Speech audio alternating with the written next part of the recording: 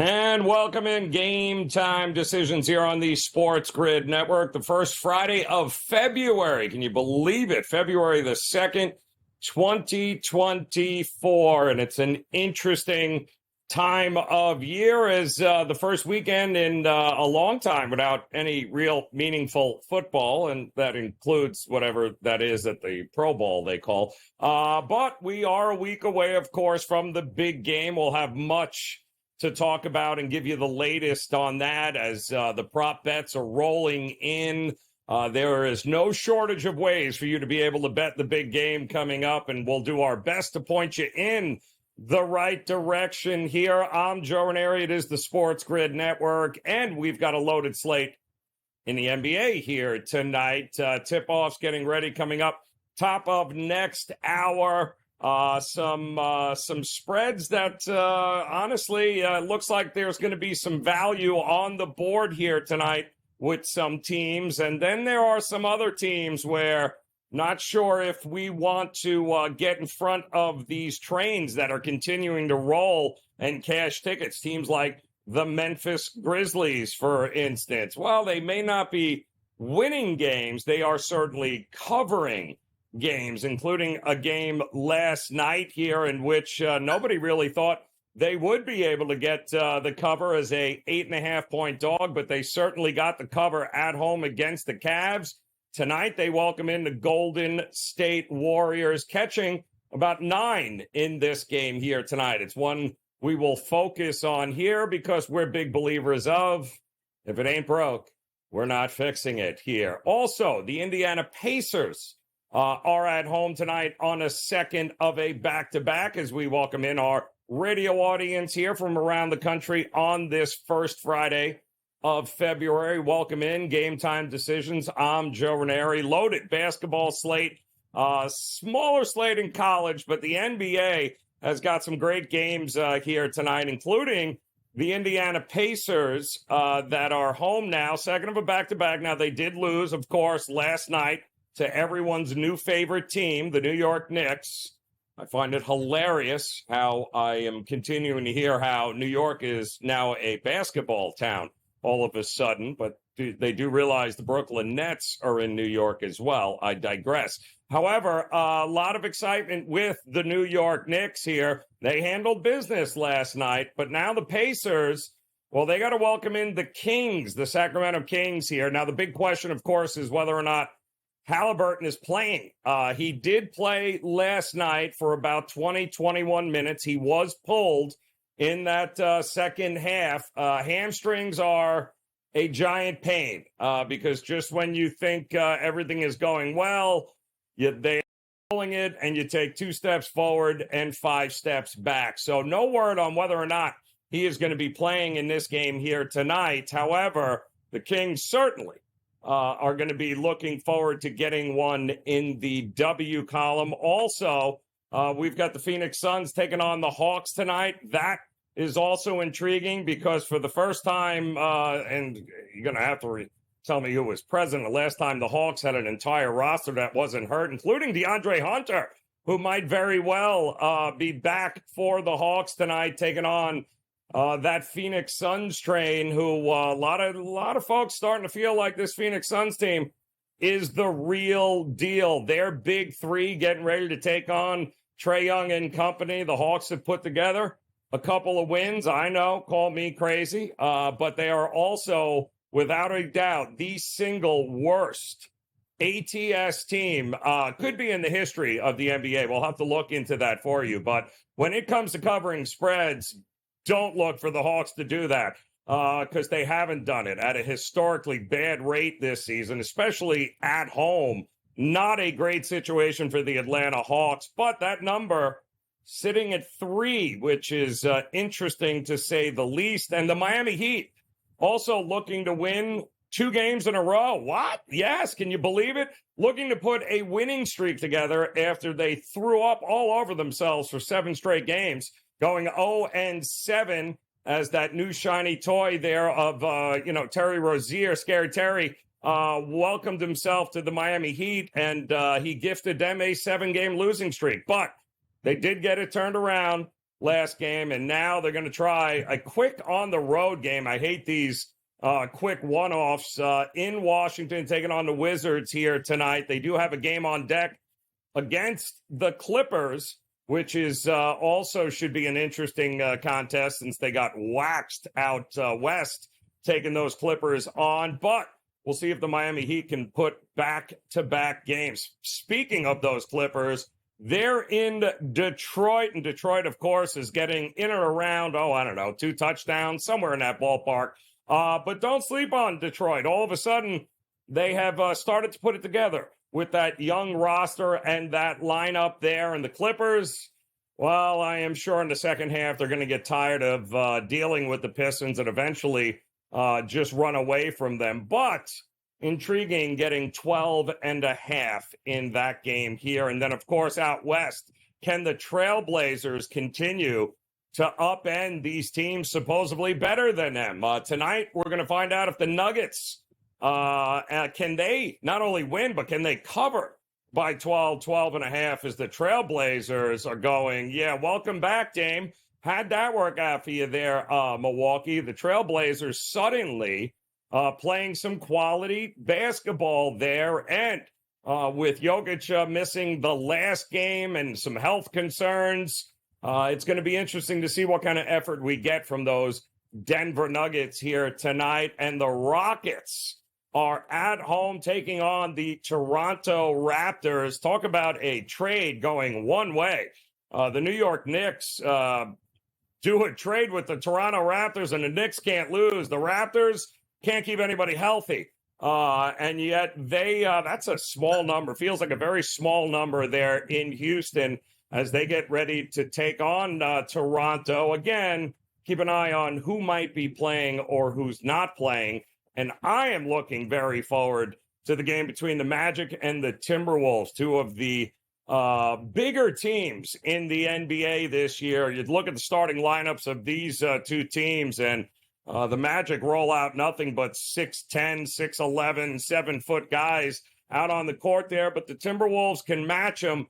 Question on whether or not Rudy Gobert is going to go in this game for Minnesota. The money has been coming in on Orlando, who has managed finally to win a couple of games here. Can they get another one done tonight on the road in Minnesota? That game may very well be like watching paint dry. We'll have to keep our eye on that one. And the Hornets, are they even still in the NBA? I'm going to have to check on that. They are taking on the Oklahoma City Thunder. We'll see if the Hornets can stay within, 2 touchdowns and a field goal, which is where that line is heading. So as you can tell, we got plenty going on in the NBA, and we are just getting started here. Loaded slate tonight, plus some college hoops. We'll talk about it next here on The Grid.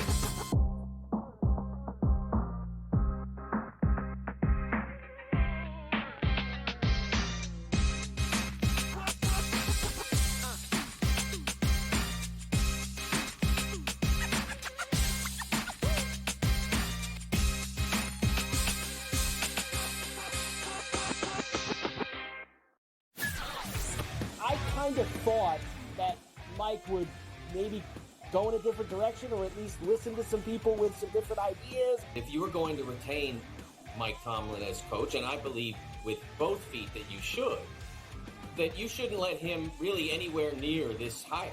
That he had proof over the years that this was not an area of comfort or expertise for him. Pharrell Coast to Coast, only on SportsGrid. Your gut says Miami is going to win, and you should take the over. Your gut also said your NFT selfies would only go up in value. They didn't. But your head is on SportsGrid and knows the QB is in concussion protocol. The backup has a 45 QBR against the zone coverage. The New York D has the most sacks in the league. So yeah, Trust your head. It's smarter to be on SportsGrid.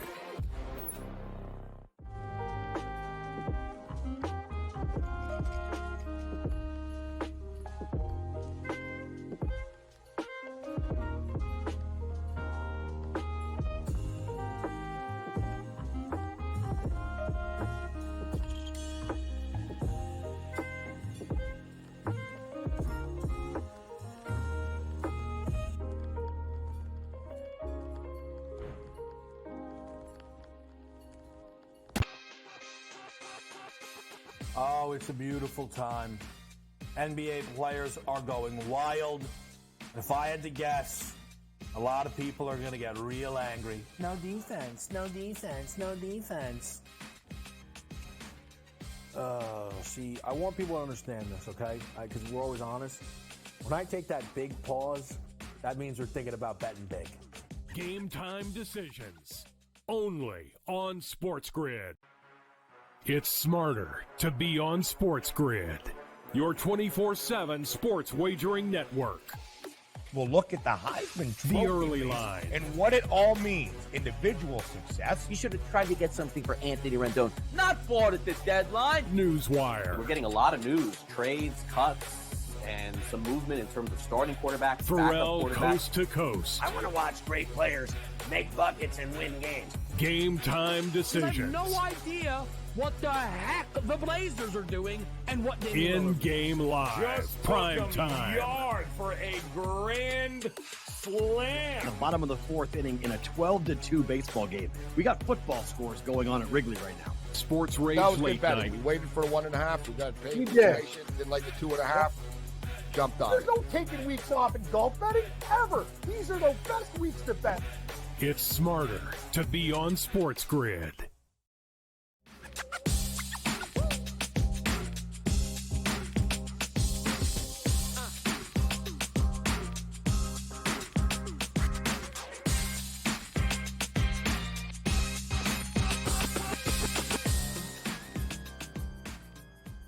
All right, welcome back in. Game Time Decisions here on the Sports Grid Network. I'm Joe Raineri. Certainly appreciate you hanging out with us here on this first Friday of February. And some good news, we did just check. Apparently, the Charlotte Hornets are still an NBA franchise. We're a little not sure because when you watch them, you tend to get it right here in the throat where you want to throw up. But they are available tonight, taking on the Thunder, along with a few other absolutely horrific teams. And here to separate all of it is our good friend Zach Barnes stepping in here on Game Time Decisions. And Zach, a pleasure. But before we throw up together and talk about the Hornets, let's talk about another very interesting game here tonight, one I'm looking forward to seeing with the Pacers, mostly because I have a over 36.5 win total on the season. I'm feeling confident about it, but it has obviously become very crucial that Halliburton be a part of this team if we're going to make any serious run. Not that Siakam hasn't been doing a great job, but when I'm looking at hitting a total at 248.5 or 249, they've limited his minutes. They pulled him last night in the game against the Knicks. The Kings are coming to town. I don't trust them necessarily defensively. So how would you approach this game with the Pacers and Kings tonight? Oh, there's a lot of juice on this, Joe. I mean, it's kind of an entertaining thing just because Domantas Sabonis, second game back inside of India, place that he got to dominate for a long time. But yeah, a Tyrese Halliburton minutes restriction, I mean, that could take out the very bottom level of your pyramid, up to -4 now for Sacramento. I was pretty surprised to see that, considering the way that Indiana is just playing some of the fastest and most efficient basketball in the NBA. I think if you told anybody earlier this year that they were going to be as high in the playoff contention as they are, they probably ask you, which NBA are you watching? Probably the one the Charlotte Hornets are in, right? But naturally, this Indiana team has made adjustments time and time again. Siakam coming in has been absolutely huge for them. But at 248.5, you have to wonder if Halliburton's only playing around 18 to 22 minutes, who's doing the remaining of that scoring? And it's a very good question. It's why it's one of my favorite plays of the night overall is Domantas Sabonis to limit on the other side for Sacramento.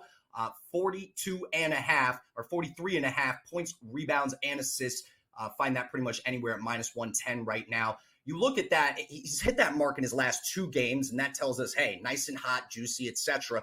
But once in the 8 games before that, Joe. And I think that that's going to cost Sabonis over bettors big time if they end up walking that line. That being said, we'll see if he has a good time on the interior and ends up cleaning up the glass, in which case that number could run up. But I'm pretty confident that he won't get it done on the scoring end. And I think that over definitely may be a little bit of a trap for so many fans that have seen both of these 2 teams, which, by the way, are both top 5 in pace of play in the NBA. Yeah, no, and it's keep waiting. I'm this close to pulling the trigger on the Kings team total over as well. So it will certainly be there. There'll be enough possessions and pace to get this thing up and over. All right, we've teased everyone enough. Somebody's got to say something nice about the Charlotte Hornets, although they are taking on OKC here tonight. 14.5, 15 is the. I mean, it's ugly here. But is there any value in this game here? Of course there is. There always is, Joe. I want to compliment the Hornets uniforms, by the way. Some of my favorite in the NBA. There we go. We said something nice about them, right? I think we could also say something nice about Nick Richards tonight. He's going up against a rook, and a very skinny rook at that, in Chet Holmgren. And granted, I think that guy, I think the world of him. Been following him since he was up in Canada doing his high school ball. And just overall, I think he's going to be one of the most skilled players in the league. But right now, 7 foot, 207. Look across from him. Who's playing the 5? 7 foot, 250 Richards. I think there's going to be a lot of bodying down low. Chet, again, one of my favorite young guys in the league, but the Thunder are giving up a plethora of points to starting 4s and 5s across the NBA. Minus 125 on that in a lot of different places. I could see it even being a value if it goes up to 130, 140 by game time, but it may just get flexed up another point or 2. But at 10.5, I mean, we're seeing that from Richards twice in his last 3 games. Had a very dominant performance a couple nights out against Detroit. This is going to be a very, very fun matchup on the interior to see sort of the progression of Chet Holmgren, but he's going to get beat at the rim a couple of times. Granted, he may make it rain on the other end shooting the 3 ball. He's been super efficient with that, 3 of 4 last night, but I just think when it comes down to physicality, we're going to see the guy who has a couple more years experience in the league get it done in Nick Richards. So we've got an interesting game in Atlanta here tonight with the Phoenix Suns, who finally it feels have put it together. Now, Atlanta's finally healthy. So I will say that the possibility of DeAndre Hunter being back is great. But yes, they've won a couple of games, but settle down. It's the Raptors and Lakers with their B team because everyone's hurt. But I will say this. Is this a train you want to get in front of, Phoenix, knowing Atlanta 5-18 against the number at home this season? Single-handedly the worst money-burning team, ATS-wise, that we have seen in a long time, this Atlanta Hawks team. Does that change here tonight? Man, Joe, I mean, the way that the Suns played in Brooklyn, it is exactly as you said. It seems like those pieces are finally melding together. And overall for Atlanta, that just hasn't been the case. 5-5 in the last 10. When you look at Phoenix, though, the thing that they've done so incredibly well on this road trip is work points in the paint. Yusuf Nurkic has a 20-plus point night out against Nick Claxton in the Nets. But I think that something that people are kind of overlooking here is that DeAndre Hunter thing that you talked about, Joe. I mean, he is just such an impactful player 2 ways on the floor. Yes, he's 5th on the team in scoring points per game, but that's not where he's valuable. It's that other side of the floor. And if he can play efficient defense against the likes of Devin Booker, it's going to be very difficult. Take a look at Atlanta right now. 4th worst efficient team in the NBA defensively. And honestly, I just don't know how they're going to be able to squeak out a win. I was surprised to see this spread as tight as it was. He's kind of Hunter, the 50-50 decision at game time. We'll see what happens with him. Not just the spread, though. Hawks hurt without him overall. They're 8-14 straight up without DH. Yeah, you know what else is disgusting? The Phoenix Suns in the fourth quarter, 30th in fourth quarter net rating. So you may just want to wait and bet the fourth quarter there and back Atlanta because they are awful. All right, I'm here in Miami, Zach, and the Heat have left town immediately, knowing I was here, and now they're in Washington to take on the Wizards. 7-game losing streak. They broke it last game out. Miami is not a team that I would look to lose against teams like the Wizards. What do you think we're going to get here tonight? I really don't know. But what I will say is that we're going to get the same Wizards team that we've been getting all year long, which is arguably the worst roster that they've had out on the floor in the last 10 years. Look, I think Jordan Poole's a very exciting young player, but efficiency, they're not exactly a perfect marriage. So because of that, I think that it's going to get heavily exploited by Miami. 8 points seems generous to me. I'm taking the money line tonight in a parlay, as there's also another matchup in that, of course, with Houston against the Raptors. But I just think when you look at Miami and the kind of way that they've almost underperformed, they're going to have this opportunity to head on up north, go into DC, and find a team that's really just trying to find its identity at this point in the year, right? So if Miami can capitalize down low, continue to get their stars involved, this should be a route for them. 8 points may not even be a question. You may have live bettors that are looking at their phone at like 15, 16, 17, maybe by half. That being said, Jordan Poole catches a little bit of heat. You know, that point total for him is always juicy, but I think at the same time, we're going to see some of the best defensive players in the Eastern Conference strap up against him, and they all play for Miami. Yeah, I mean, listen, Miami is, they took the 7-game losing streak seriously. Kind of a sigh that they won that last game, but they also went up against Boston, Orlando, the Knicks, Memphis, top 10 defensively efficient teams. Don't think they're going to have a problem with the defense tonight of the Washington Wizards. So Zach Barnes, Miami money line, Houston money line. Cash those tickets, Zach. We appreciate it, man. We'll be back. Game Time Decisions continues next on the Grid.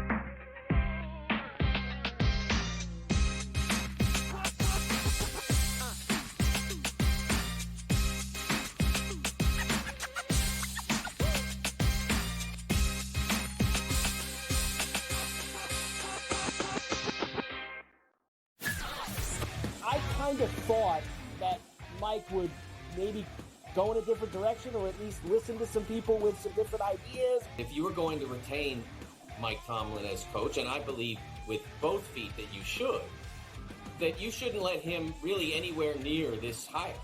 That he had proved over the years that this was not an area of comfort or expertise for him. Pharrell Coast to Coast, only on SportsGrid. Your gut says Miami is going to win, and you should take the over. Your gut also said your NFT selfies would only go up in value. They didn't. But your head is on SportsGrid and knows the QB is in concussion protocol. The backup has a 45 QBR against the zone coverage. The New York D has the most sacks in the league. So yeah, trust your head. It's smarter to be on SportsGrid.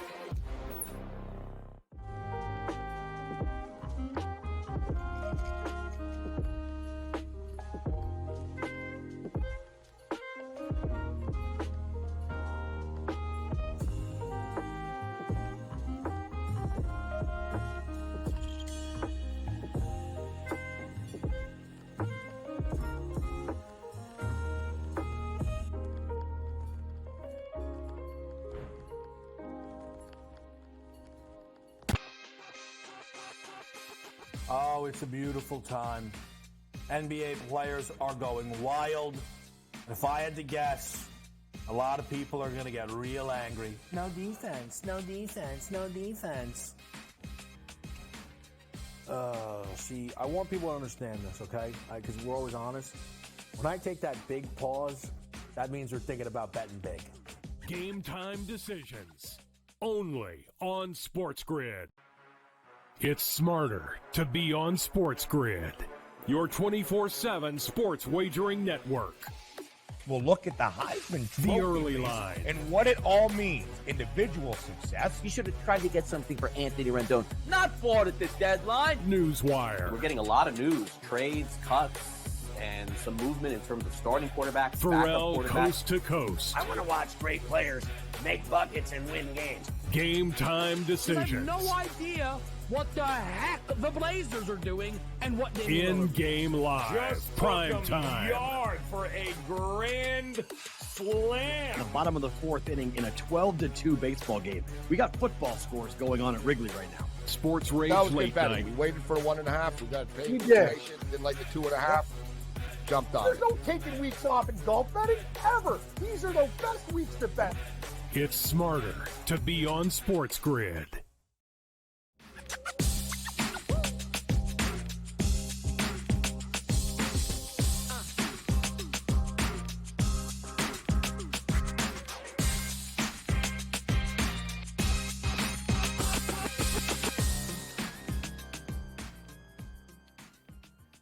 All right, welcome back in Game Time Decisions here on the Sports Grid Network. I'm Joe Raineri, and we've got 15 games on the slate in college hoops tonight, but really that's just the appetizer to 149 on the slate tomorrow, even 17 on Sunday, our very first Sunday without any NFL action since September 3rd. So we are transitioning, getting ready for what is going to be madness known as March, and nobody knows that kind of madness more than Mark Zinno. Getting ready for it. Can't believe it, Zin. I mean, we're at the point in the season now, right, where no football here this weekend. Feels like the first time in forever, but 149 college hoops games tomorrow, not to mention a couple of interesting ones here tonight. I wouldn't exactly book the vacation just yet. We still got a lot of action going on here over the next couple of months. For the record, 149 seems quite excessive to play in one day. There's a better way to spread all that out, if you ask me. But nonetheless, I'm with you. Who am I? I mean, I get it. Well, it's 15, 149, and 17. Like, it just feels, you're right. We could have broken this thing up could have spread this out a little bit better. But you do have 15 games on the card here tonight, all of them mostly atrocious. Is there any one that stuck out to you that you would like more than the rest? Yeah, I mean, look, it's one of these nights where like last night, the Colonial was on display. Friday and Sundays is your days for the MAAC, the Metro Atlantic Athletic Conference, not the MAC, the Mid-American, the MAAC. Emphasize that. So it's a conference I know quite well. My alma mater used to be in that conference before they tucked tail and ran for the Patriot League. But so it's a conference I followed pretty closely. You know, there's kind of just one profile I start to look for at this point in the season. And I rely on Ken Pom to do the work for me here when it comes to some of these things. When you get to some of these smaller conferences, you'll find the top 2 or 3 teams in the conference are ranked somewhere in the 150s to 180s, right? Mm-hmm. They're sitting around there. And then you get the bottom teams that are ranked around like 340, 350, 360, like all the way in the bottom. And for me, that just signals a sharp gap between these two teams. I know these smaller conferences, a lot is up for grabs when it comes to it, but that's the case that you have here with Quinnipiac and Manhattan. Quinnipiac is 184th in Ken Pom. MAC is 337th, which is bottom 30 in the country. So when it comes to conference play, the Bobcats, Quinnipiac, that is, for those who don't know, they're a top 3 overall defensive team. They're second in effective field goal percentage defense, steal percentage, first in 2-point field goal percentage defense. The Jaspers are only scoring 66 points per game on 40% shooting. That's problematic for Manhattan. But also, you know, the Manhattan defense is also problematic. You know, the Manhattan defense is allowing 77 points per game in conference play. They're getting out-rebounded, which means there's more opportunities for the Bobcats, who have the 3rd best offensive rebound percentage in the MAC. Quinnipiac also plays the fastest tempo. Now, Manhattan plays the 2nd fastest, but Quinnipiac actually scores when they play with tempo. Manhattan just misses. So I get that Quinnipiac right now, 7-1 against the spread in conference play because they've won 7 in a row. And that's normally a spot I would fit them in. But the Jaspers just snapped a 9-game losing streak in their last double overtime win over Niagara. So you get that anti-swagger spot, right? Where they snap a long losing streak on the road to come back home to not play as well. And that's what it sets up for. Quinnipiac 7-3 ATS on the road, 9-3 ATS as a favorite, and 4-2 when laying at least 6 points. Laying 6.5 here, it's not a number I'm entirely comfortable with as far as laying that, especially when you get into that 3rd possession range, Joe, where you get past 6. In college basketball, that's huge because the shot clock is longer, right? And so that time gets eaten up a lot more. But Quinnipiac, 2nd best free throw shooting team in the MAAC. So they should be able to make a lot of their free throws and hopefully not waste any points at the free throw line. Here, we're going to lay the 6.5 with Quinnipiac.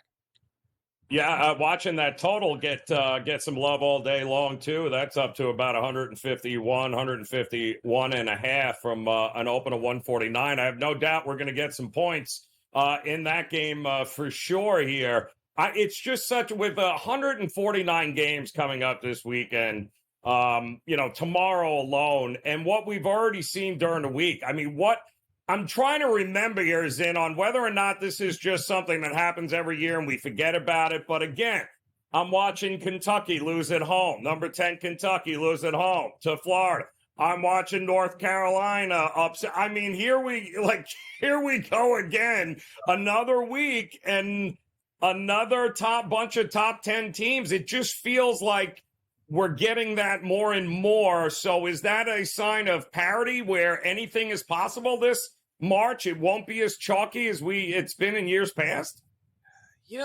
I tend to think that maybe it is parity, but, when you look at the top of college basketball right now and you're looking at the teams that are there, like, I think sometimes the computers, and trust me, I lean on them a lot. I lean on Ken Palm a lot, and I think the computers tell a different story than necessarily the rankings do. Like, I don't believe Connecticut is the number one team in the country. I think there's an argument that Arizona's better than they are. I think Houston is definitively better than they are.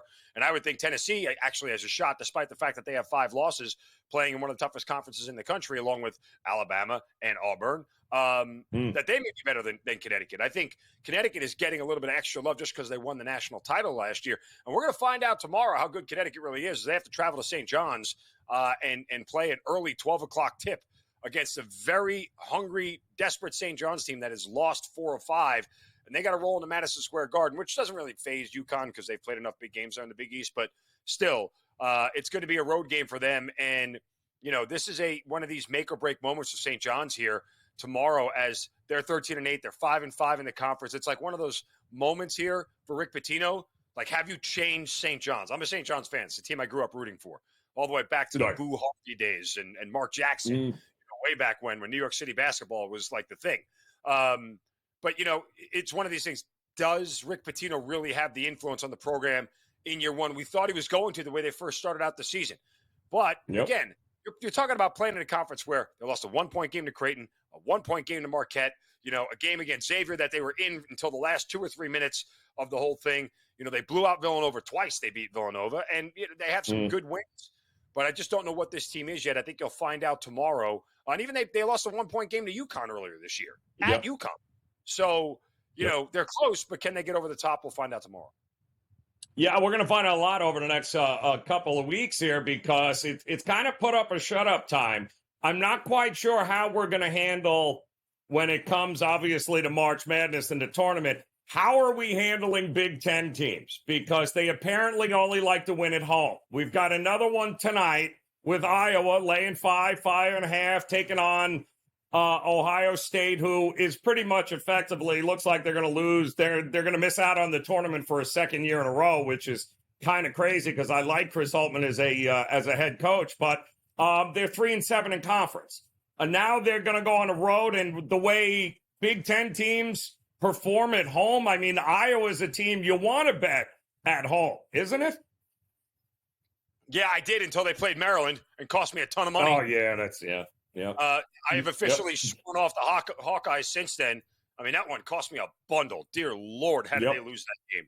Of course, Maryland made more threes that game than they've made in any game this year. Yes, exactly. It was the whole damn thing. Like, it was just one of those where I was literally setting my own money on fire watching it, just watching it just disintegrate right in front of me as the whole thing was happening. And it was one of those things I could not stop. It was a train wreck right in front of me. Anyway, my problem, beyond with, and again, Iowa only scored like 60 points in a game where they averaged like 85 at home. So, but again, let's not relive all that. Well, they lost to Purdue at home too, Iowa. I mean, it's back-to-back losses at home, which feels like this is maybe a cheap price we're getting them because of those 2 losses. Yeah, you might have hit the bottom of the market on Iowa at this point in time. But that is, that's not a defense that's the problem. When you have a defense that bad, Joe, you're always going to allow a below-average team to stay in the game. Yep. And that's what Ohio State can take advantage of. And that's why, again, you're laying this 5.5 here, and you're sitting here going, I feel so much more comfortable at 3. Like, I'm not going to – I understand why it's 5.5, but it's just like, down the stretch, what happens here, if you get into that situation where it's an 8-point game and they chuck up a 3 and make it a 5-point game, now you're on the wrong side of the number. And because your defense is so bad, it's just they can go through these stretches where, again, they allow a team like Maryland, who's last in 3-point shooting in the Big Ten, to make 47% of their 45% of their threes in that game. Like, it was just maniacal to have the whole thing happen. And I just can't, it's very hard for me to lay points with Iowa because of their defense.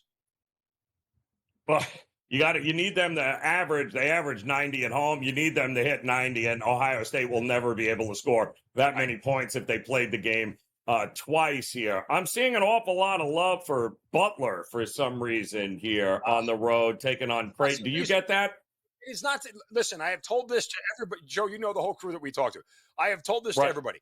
If it is not Georgetown and DePaul, nobody in the Big East should be laying 9 to anybody, period. There's not that much separation between any of these teams.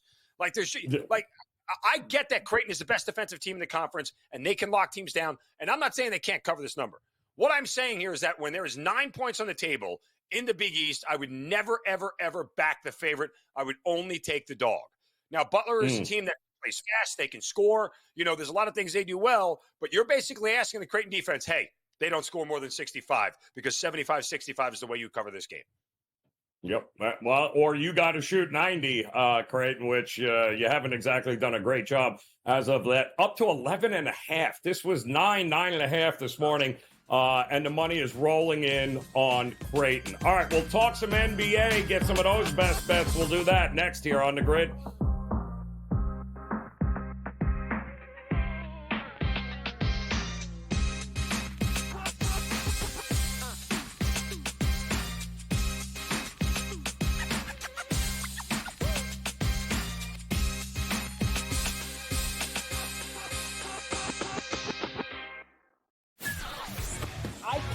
Thought that Mike would maybe go in a different direction, or at least listen to some people with some different ideas. If you were going to retain Mike Tomlin as coach, and I believe with both feet that you shouldn't let him really anywhere near this hire.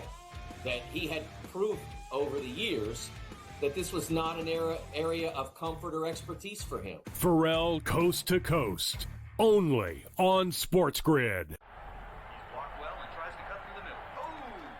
Your gut says Miami is going to win, and you should take the over. Your gut also said your NFT selfies would only go up in value. They didn't. But your head is on SportsGrid and knows the QB is in concussion protocol. The backup has a 45 QBR against the zone coverage. The New York D has the most sacks in the league. So yeah, trust your head. It's smarter to be on SportsGrid.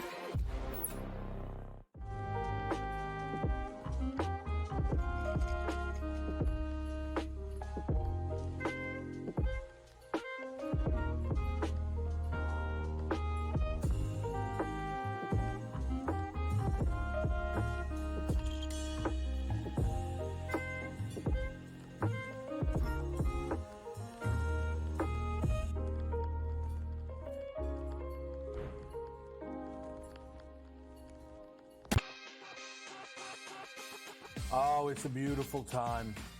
NBA players are going wild. If I had to guess, a lot of people are going to get real angry. No defense, no defense, no defense. See, I want people to understand this, okay? Because we're always honest. When I take that big pause, that means we're thinking about betting big. Game Time Decisions, only on SportsGrid. It's smarter to be on SportsGrid, your 24/7 sports wagering network. We'll look at the Heisman Trophy The early line. and what it all means. Individual success. You should have tried to get something for Anthony Rendon. Not bought at the deadline. Newswire. We're getting a lot of news, trades, cuts, and some movement in terms of starting quarterbacks, Pharrell backup quarterbacks. Coast to Coast. I want to watch great players make buckets, and win games. Game Time I have Decisions. no idea what the heck the Blazers are doing and what they In-game live. Just Prime took 'em time. yard for a grand slam. The bottom of the fourth inning in a 12-2 baseball game. We got football scores going on at Wrigley right now. Sports That Rage was Late better. Night. We waited for 1.5. We got paid. We did. Didn't like the 2.5. Jumped on There's it. no taking weeks off in golf betting ever. These are the best weeks to bet. It's smarter to be on SportsGrid.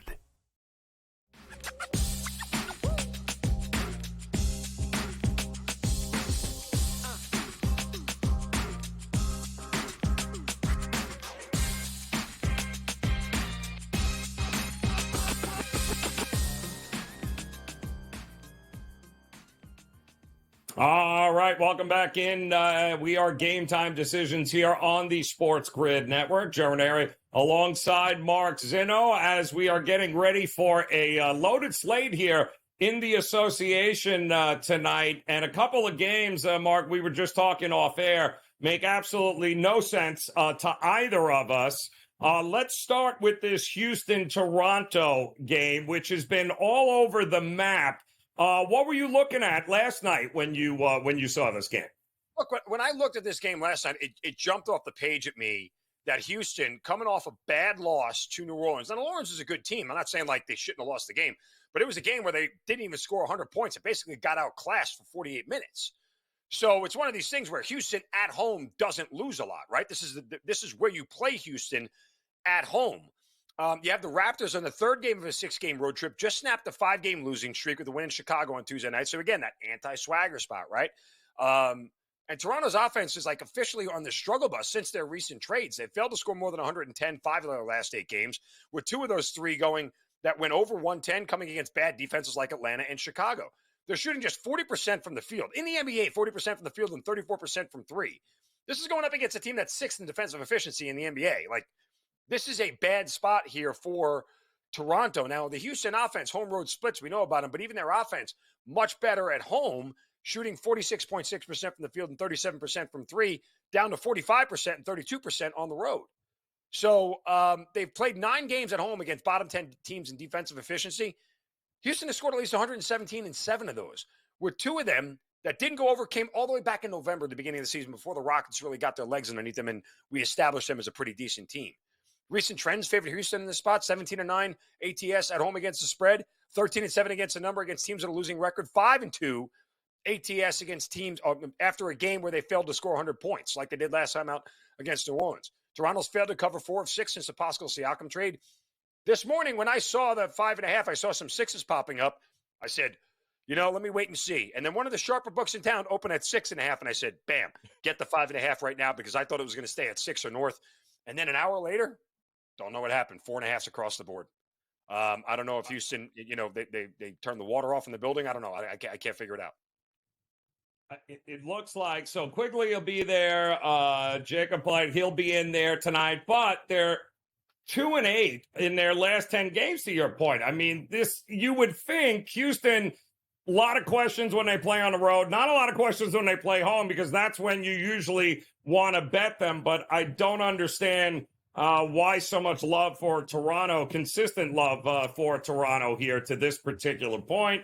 But we'll have to see how this thing turns out here as they'll get ready to tip that off. I do believe we have another absolutely pure, disgusting play on a Friday night in which you just show up here, you drop these gross plays, and then we're all laughing tomorrow morning because they all cash. So what is absolutely the most disgusting play on the board tonight you can deliver for us?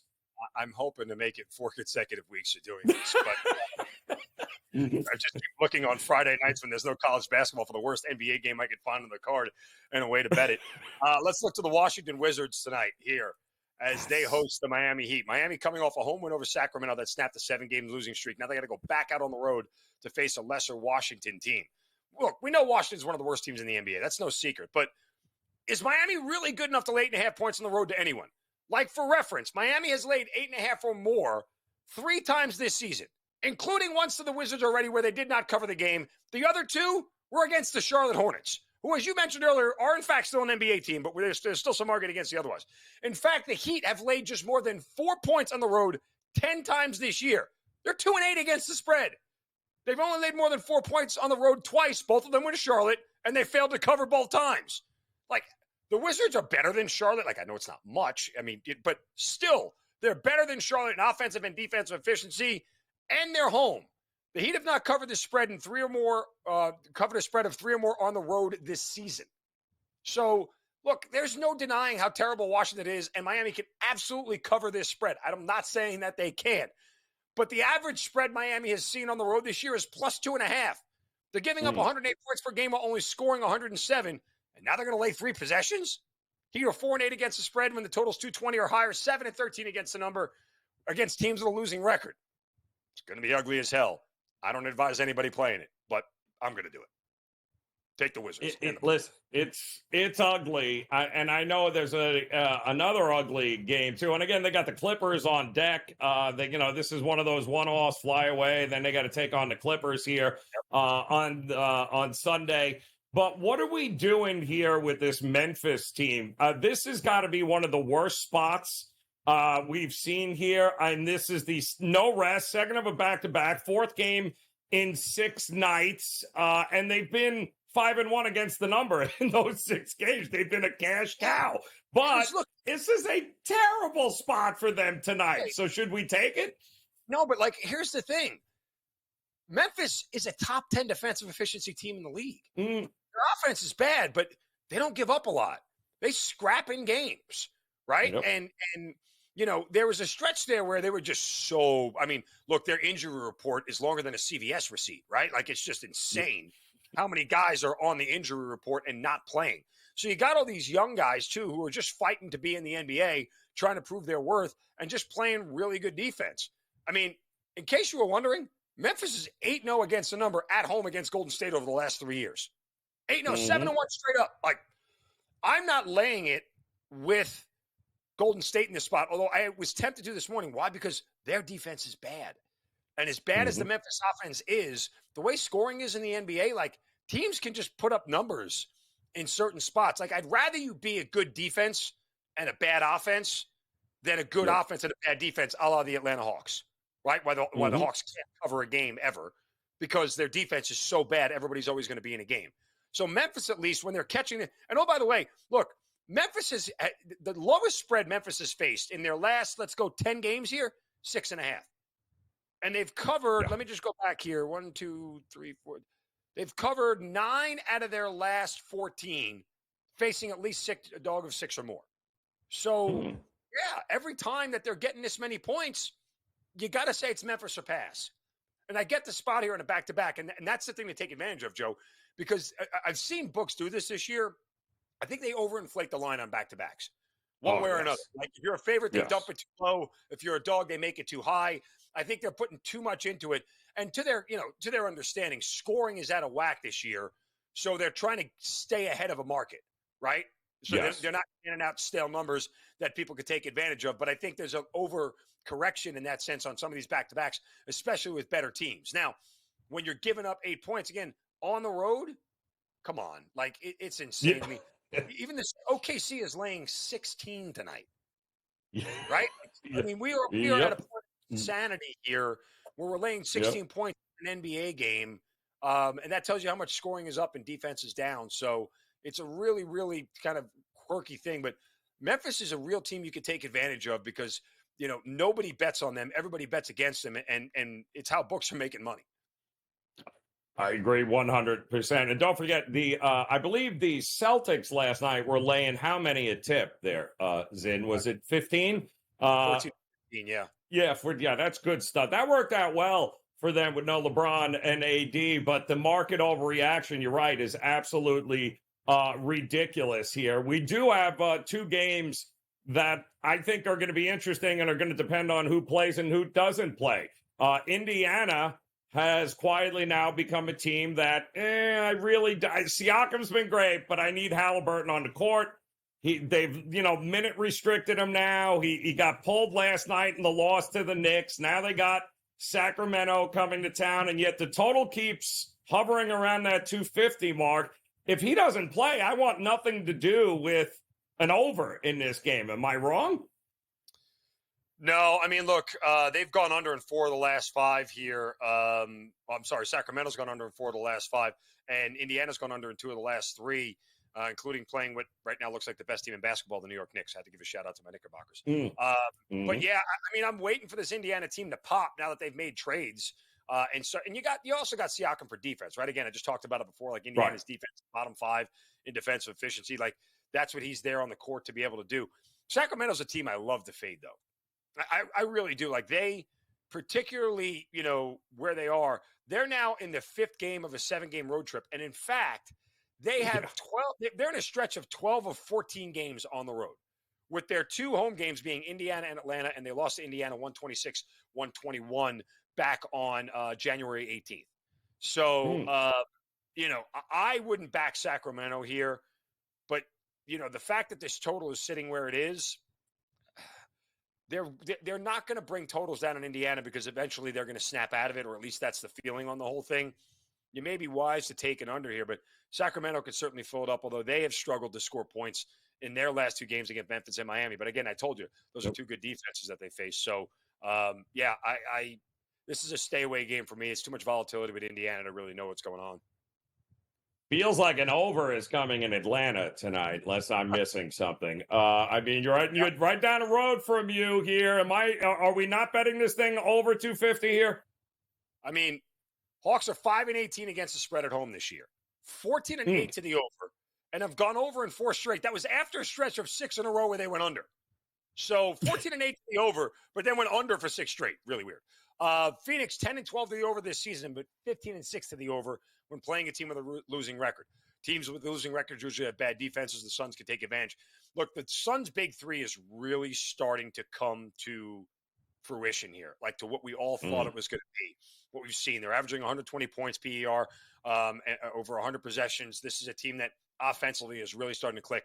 I played on them the other night in Brooklyn. They covered the number for me. I keep seeing this 3.5, and I'm waiting for the trap line, right? Like, they all feel like trap lines because I would have made this number 5 or 5.5. It feels very trappy against Atlanta. The problem is, again, Atlanta at home continues to score, and they're really hard to stop from scoring. Maybe Trae Young has a little bit of a chip on his shoulder for not making the All-Star team again. Only guy in NBA history, Joe, to average 27 and 10 and not be selected to the All-Star game, which is insane, right? Like the fact that Trae was snubbed from the roster was kind of maniacal. But it just tells you what the rest of the world thinks of Atlanta and the Hawks. They suck.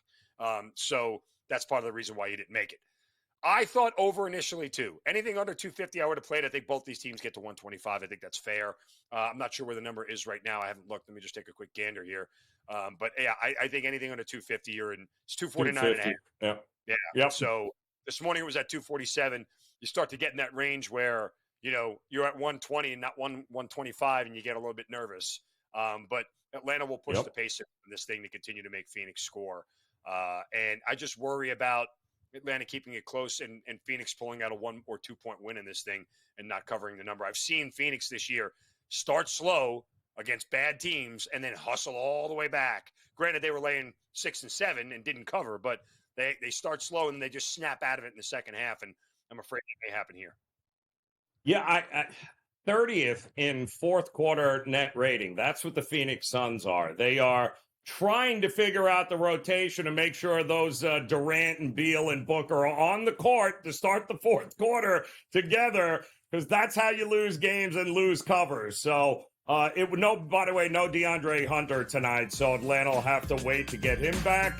Zeno, cash those tickets. We appreciate it, man. GTD returns after this.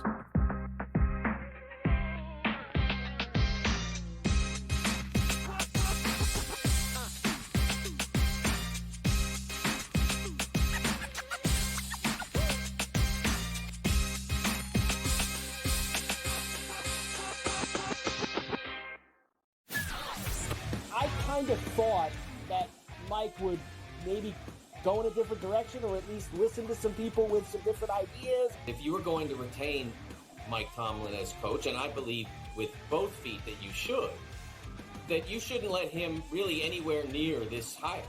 that he had proved over the years that this was not an area of comfort or expertise for him. Pharrell Coast to Coast, only on SportsGrid. Your gut says Miami is going to win, and you should take the over. Your gut also said your NFT selfies would only go up in value. They didn't. But your head is on SportsGrid and knows the QB is in concussion protocol. The backup has a 45 QBR against the zone coverage. The New York D has the most sacks in the league. So yeah, trust your head. It's smarter to be on SportsGrid.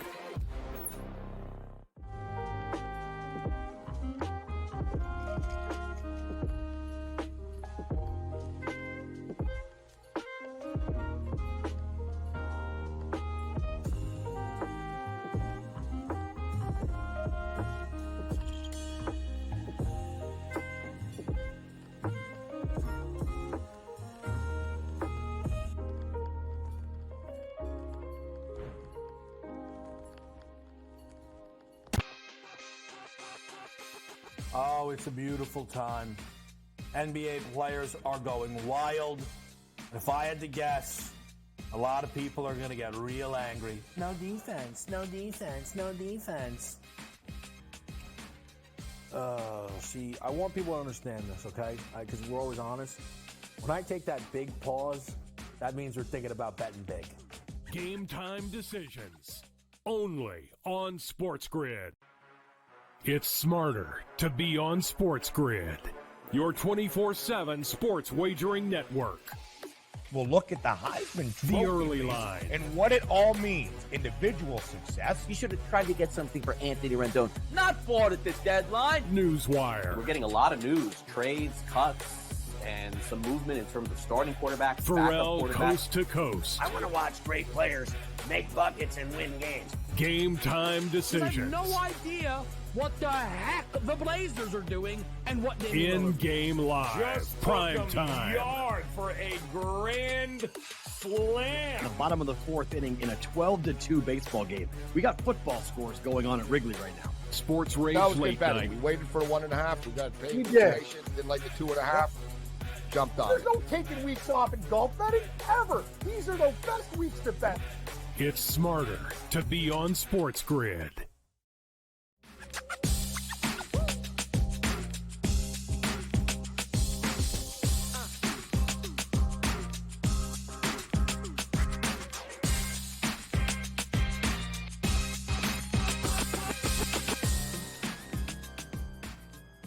All right, welcome back in Game Time Decisions as we look to close out this first hour. We've got much more coming your way. We've got a huge weekend in college basketball coming up. We also have the PGA Tour in full swing as the Pebble Beach alive and well in a Rory McIlroy sighting. Yes, remember him?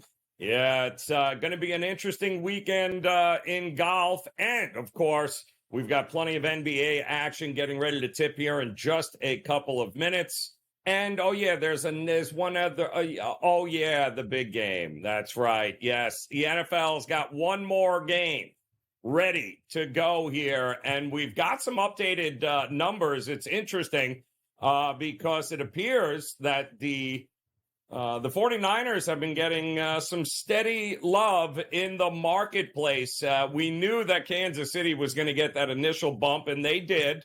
They opened up as a 2.5-point dog when it opened up last Sunday, and of course we saw immediate buyback on the Kansas City Chiefs, pushed it all the way down to 1.5, and now we're starting to see the money come flowing in on this 49ers team, pushing it back to, as you saw there, 2.5. The total is intriguing as well, and we'll talk more about this coming up during the next hour because 47.5. I do not believe this thing is going to get to the 49.50 mark. I think it's only going to go down. So 47.5 now. If you're thinking, if you're on the fence about it and you're thinking maybe an under is the way to look at this game, I would probably jump on it sooner rather than later, because I don't see it getting higher than that, even though the public loves overs.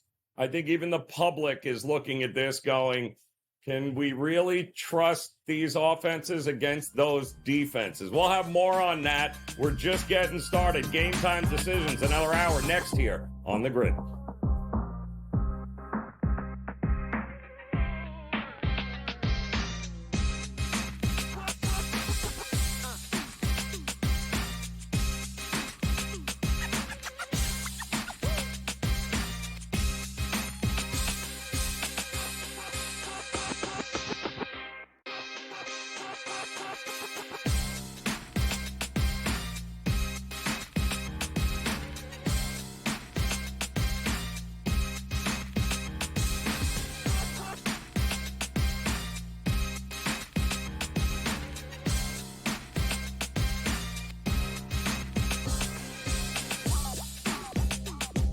All right, welcome back in another hour here of Game Time Decisions on the SportsGrid Network. I'm Joe Raineri. Appreciate you hanging with us here on this very first Friday of February. That's right, February the 2nd, getting ready for a huge weekend in college basketball, but we've got plenty of NBA action set here tonight. Opening tip here in just a couple of minutes. Now would be a perfect time for a same game parlay. And who better than our man, Davis Maddock? Davis, what do you got for us tonight in the NBA?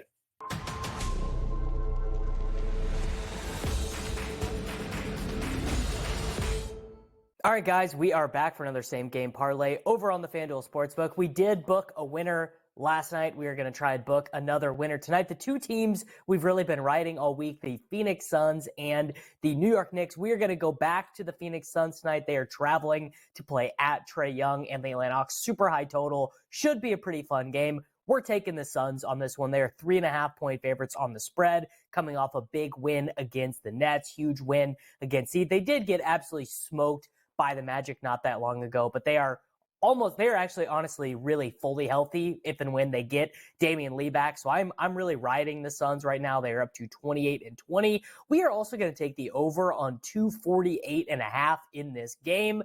The Suns take quite a few 2-point shots, but they make a really high rate of their 3-point shots, and they're pretty league average at defense. I think we could see some fun back and forth in this one. And then, of course, you guys already know, every time you take the Suns, you got to take one of Booker or Durant to score a bunch of points. Tonight, we are going to take Devin Booker. He's got that amazing defensive matchup with Trae Young. We're going to take him to score 30 or more points. So we have the Suns minus 3.5. Over 248.5, and Devin Booker to record 30 or more points, and that is going to give us a plus 422 same game parlay on the FanDuel Sportsbook. Good luck tonight, everybody. All right, great stuff, Davis. Thank you so very much. And yes, NBA opening tip here happening in Detroit with the Clippers getting ready to take on the Detroit Pistons. And the Clippers have decided they are just simply going to go scorched earth as much as they possibly can here. They're 3-1 on their current 7-game road trip here. And they are the worst team, Detroit. So what does that mean? Well, it means they're laying a dozen here, the Clippers, but they have won 14 of their last 17 games. And because of that sluggish start, and don't forget, they had to go get Harden, which seems like a million miles ago and 100 years ago. But don't forget, it wasn't all puppy dogs and rainbows when Harden first got there. There was a lot of question marks surrounding this team. But boy, oh boy, that lasted maybe about 10 days before the Clippers figured out that Kawhi Leonard was on this team. And more importantly, a very healthy Kawhi Leonard has really changed the direction of this Clippers team. Again, 14 of its last 17. They are now within an earshot of the top spot in the Western Conference, which is huge for them. And you want to know how it's working? Why it's working so well? And if you hadn't been paying attention, it's because nobody's talking about James Harden.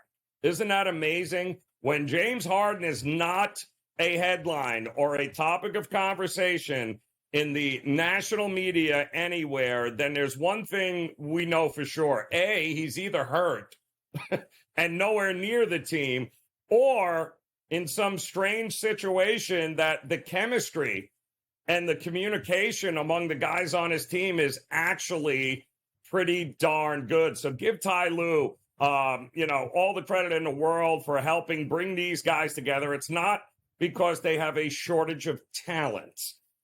This was never about whether or not the Clippers could be good enough to make a run at a championship. No.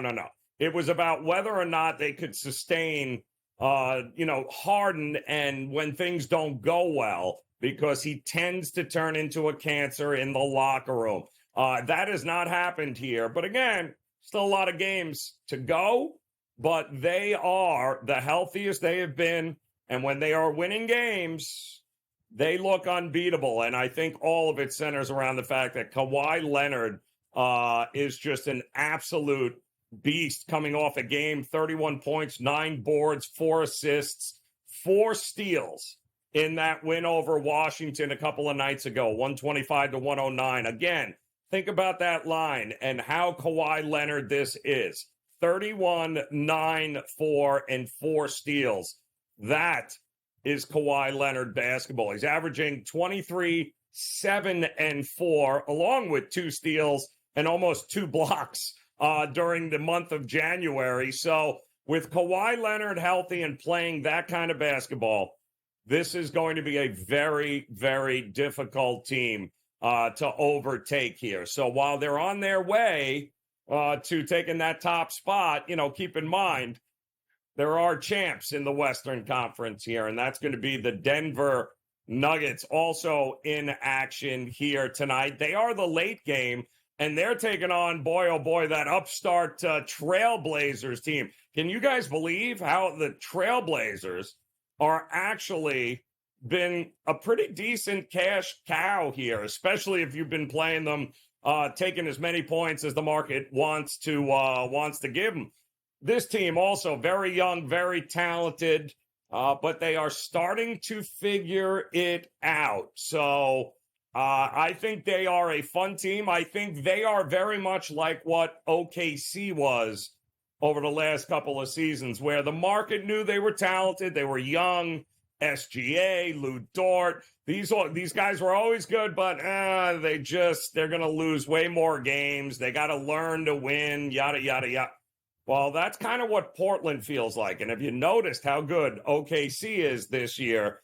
When you have that kind of talent that you've amassed, it does not take a decade. You don't have to believe in the process for 12 years like you had to in Philadelphia. And PS, how's that working out for Philadelphia here? Is now they're going to have to do what they did last night and try to win as many games without Embiid for the foreseeable future. Good luck with that. But the reality is Portland is a play-on team for me, especially when they play teams like Denver, in which the market is completely overinflated here. 12.5, 13 points in this one. Denver got a little bit of a worry there with Jokic, who should be back for this game. He did sit out with lower back pain there in their last game, but this is entirely too many points. Now, Denver should win, no problem, but keep an eye on Portland. There are going to be opportunities to back this team and get great numbers.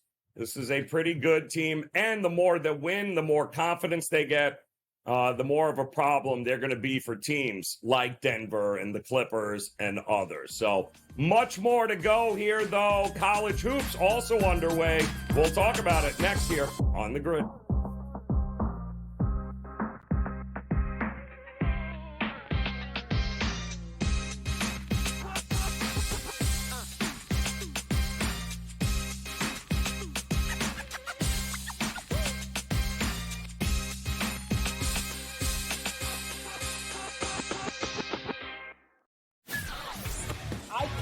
Thought that Mike would maybe go in a different direction, or at least listen to some people with some different ideas. If you were going to retain Mike Tomlin as coach, and I believe with both feet that you should, that you shouldn't let him really anywhere near this hire.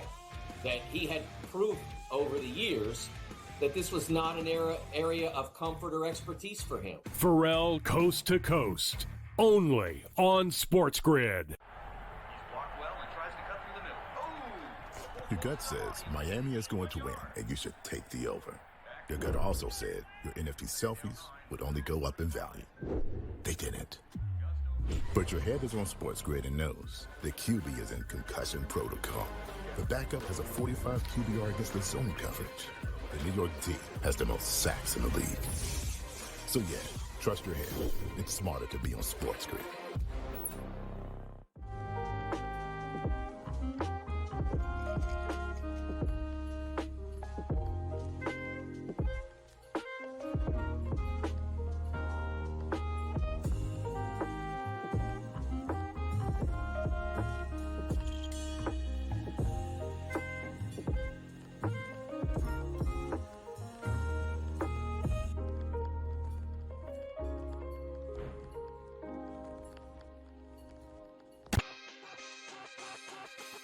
Oh, it's a beautiful time. NBA players are going wild. If I had to guess, a lot of people are going to get real angry. No defense, no defense, no defense. See, I want people to understand this, okay? Because we're always honest. When I take that big pause, that means we're thinking about betting big. Game Time Decisions, only on SportsGrid. It's smarter to be on SportsGrid, your 24/7 sports wagering network.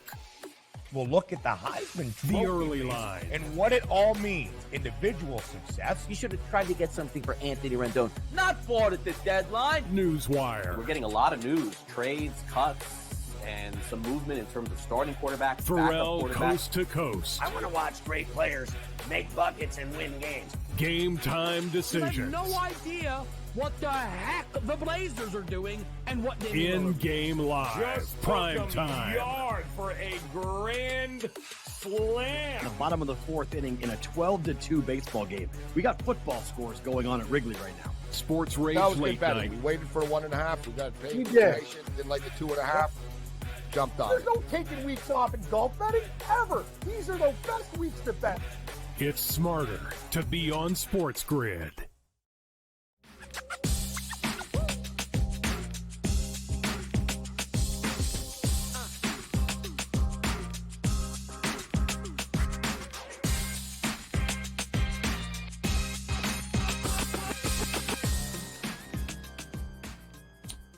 All right, welcome back. In Game Time Decisions here on the Sports Grid Network. Plenty to look forward to this weekend with no football on tap here. We got one more week, one more game, and we'll talk some NFL here. But there's a few other things going on this weekend in which we can cash some tickets. And I will start by heading to Pebble Beach, and nobody better to cash tickets with on the golf course than Brady Cannon stepping in here, my friend. Now, listen, Brady, I don't know what's going on right now, but this tournament at Pebble Beach, I've got it on one of the monitors, and I know entirely too many names on this leaderboard.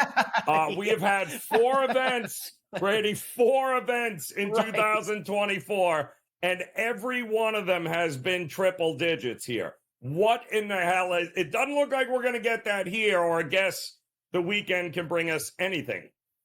Well, maybe Thomas Dietrich, he was in the mix. He had the 53 hole lead last year, or last week at Torrey Pines, and then made a double bogey on the 18th hole, and he never came back from that. Well, he's bouncing back this week in a big way, tied there at the top with Ludwig Aberg and Scotty Scheffler.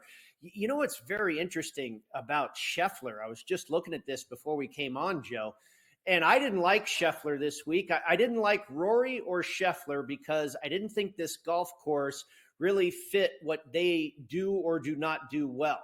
Rory's real strength is his driving of the golf ball, and you can't overpower Pebble Beach with the driver. You kind of have to take off some distance, hit 3 woods, lay up. It's a shorter course. So I didn't think, taking away his greatest strength was going to work here this week. And then Scotty Scheffler, one thing I thought you needed to do really well here at Pebble is putt. And Scheffler can't putt, right? So I laid off those two guys. Well, I look at the stats. Scotty Scheffler is currently 7th in the field for strokes gained putting. He's gaining over 2.5 strokes on the field. Maybe Poana is his surface or something. But boy, I mean, if this guy continues with a hot putter, look out for the rest of the year. I mean, we know what he did last year as a ball striker. Boy, if he's found the putting stroke. I tell you, I played 6 guys this week, and I'm feeling very good. I've got 4 or 5 of them rather in the top 21 going into the weekend. I've got Bo Hostler sitting inside the top 10, Sam Burns inside the top 10, Christian Bezadenhout, Denny McCarthy, and Alex Noren, all there between, I believe, 16th and 21st. Ben On was the only guy. He's at 1 under par. He's the only guy I took on the outright pre-tournament that hasn't gotten off to a good start here. One of the things I like to do, Joe, at this point in a tournament, normally we have a cut. This is a no-cut event, so the full field going a couple more days here. Tomorrow looks like you're going to be able to get the golf course. You might have some light rain. They might have some rain not until golf is over with, but the course is going to be soft, very little wind, under 10 miles an hour. So moving day will truly be moving day. I believe you're going to see some scores on Saturday. But I don't know if I necessarily recommend making a wager at this point, Joe, because check the forecast for Carmel, California on Sunday. 35-mile-an-hour winds. And that's just what gusts. I mean, that could be gusts to 50. Who knows? Pebble's going to be nuts on Sunday. And who knows what's going to happen, when they turn that hairdryer on and it just blows everybody off the golf course for 4.5, 5 hours. That's going to be interesting. You might wait and do some in-game wagering on Sunday, when you have a look at what that weather's doing to everybody. And maybe it's a guy that goes out early and is able to shoot even par. Who knows what's going to happen? That Sunday's going to be crazy. So I'm not getting involved at the halfway point here. So it's interesting too, because and I watched Scheffler miss a couple of very makeable putts. Could have went even lower than what he was here today. But this is now the 8th 36-hole lead or co-lead for Scheffler on tour in the last 3 seasons. Nobody else over that time has had more than 3. This is his 8th, where we're heading into the weekend, and he's on top of the board. And we've been asking in the first 4 tournaments, like, where is Scheffler? Like, I'm not, what's going on? Can he figure out the putting?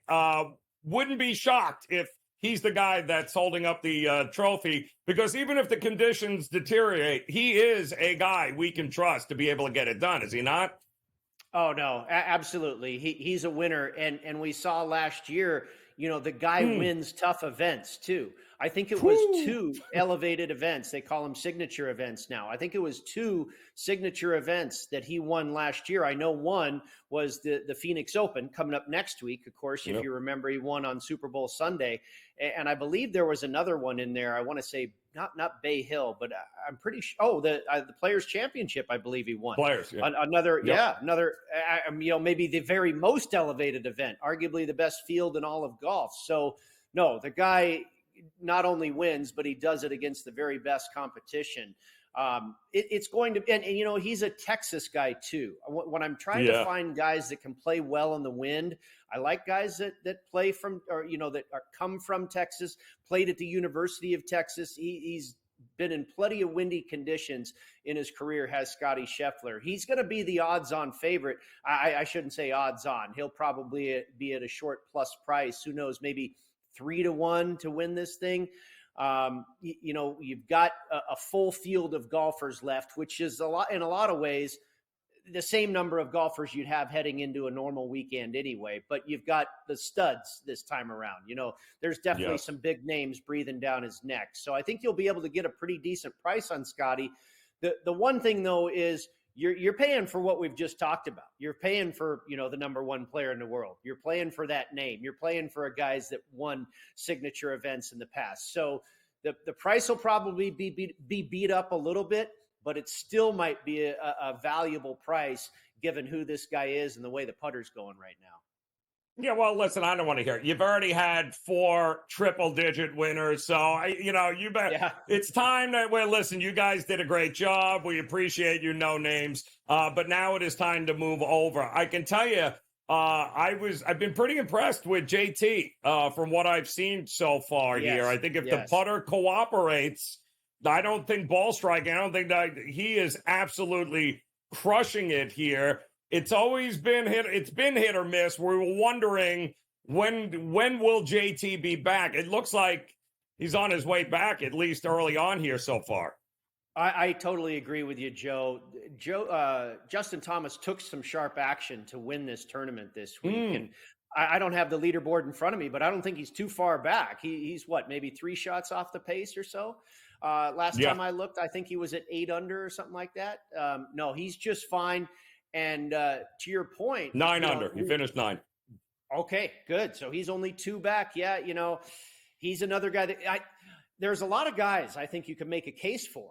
I just don't know if I want to get involved with the way that wind is going to blow on Sunday, because that all hell breaks loose. So, if I'm going to get involved here in game, I'd probably wait until Sunday and just kind of see what kind of tricks that wind is playing on everybody. But you're absolutely right about Thomas. And it's funny that you bring him up, because I want to say it was about 4 weeks ago. I don't know if it was before the season started or maybe after Kapalua, where he played pretty well as well.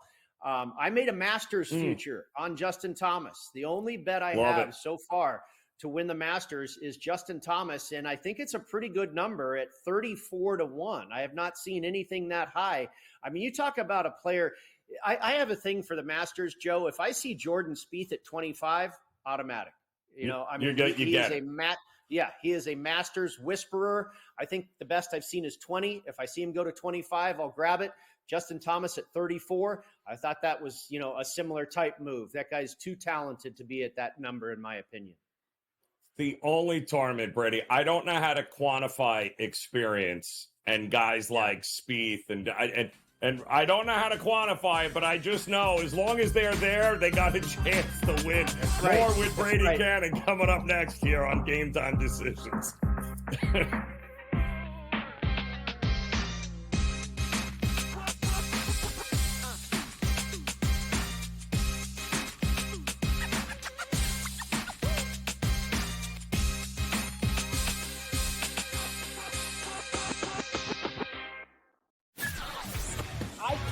Thought that Mike would maybe go in a different direction, or at least listen to some people with some different ideas. If you were going to retain Mike Tomlin as coach, and I believe with both feet that you shouldn't let him really anywhere near this hire. That he had proved over the years that this was not an area of comfort or expertise for him. Pharrell Coast to Coast, only on SportsGrid. Your gut says Miami is going to win, and you should take the over. Your gut also said your NFT selfies would only go up in value. They didn't. But your head is on SportsGrid and knows the QB is in concussion protocol. The backup has a 45 QBR against the zone coverage. The New York D has the most sacks in the league. So yeah, trust your head. It's smarter to be on SportsGrid.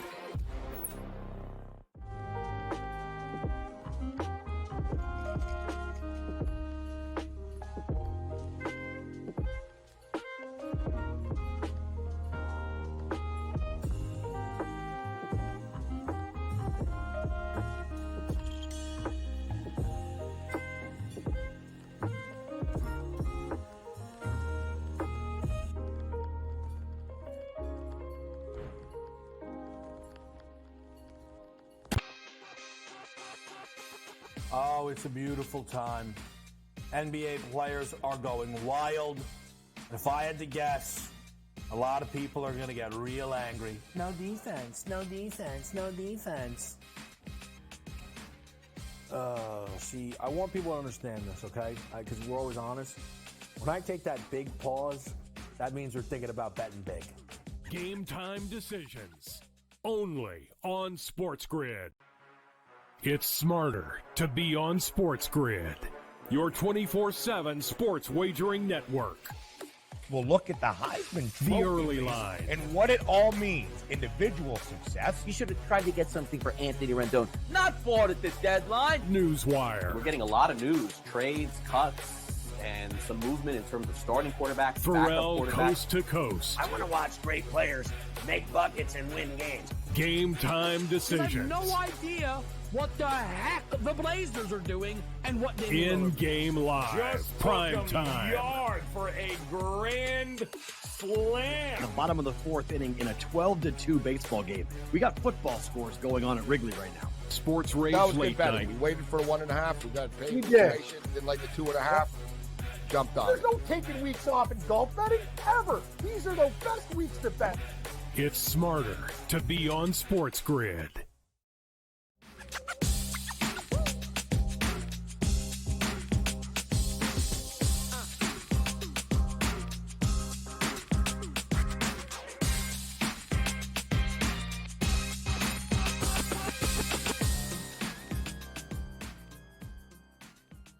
All right, welcome back in Game Time Decisions here on the Sports Grid Network. Joe Raineri alongside Brady Cannon here as we've been talking some golf as Pebble Beach. I will say one last thing here, Brady, before we dive into the NFL.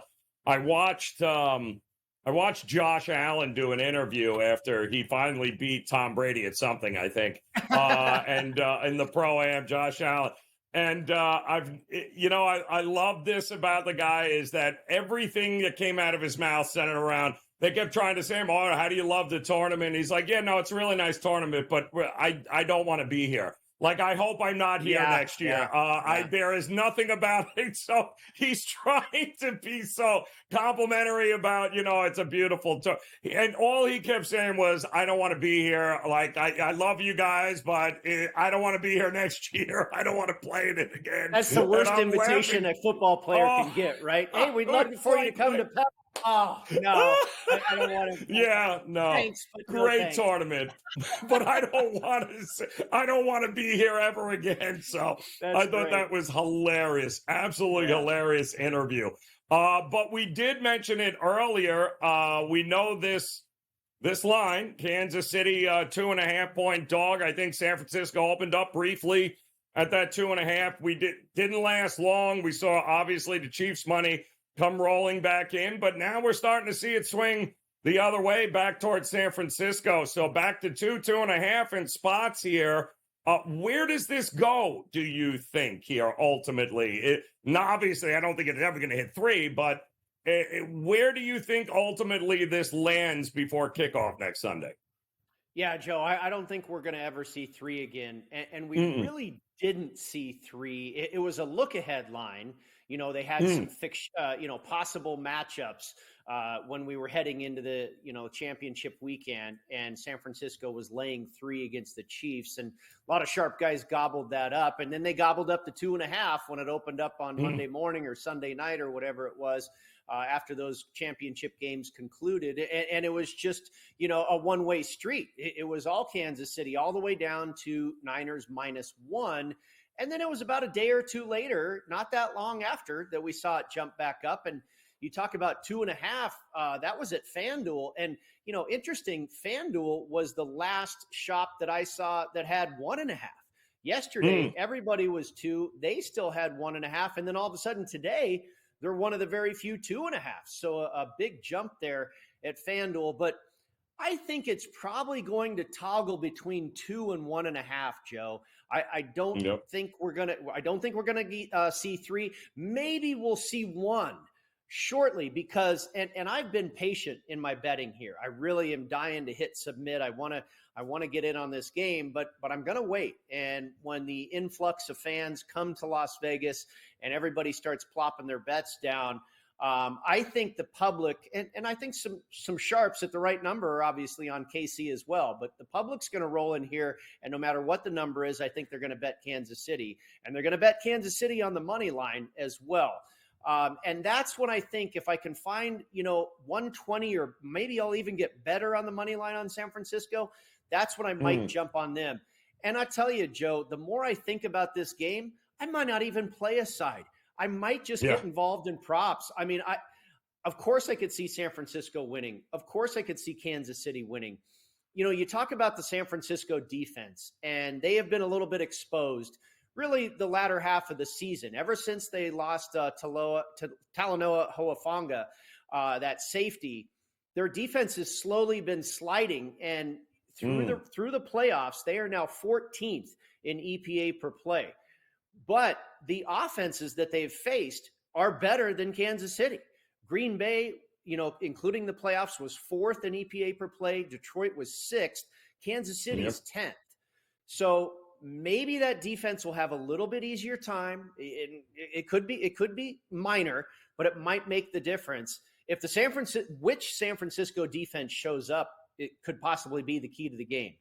The other thing is, if they learned anything from the Ravens game, my goodness, run the ball, Kyle Shanahan. And that's what he's going to want to do anyway.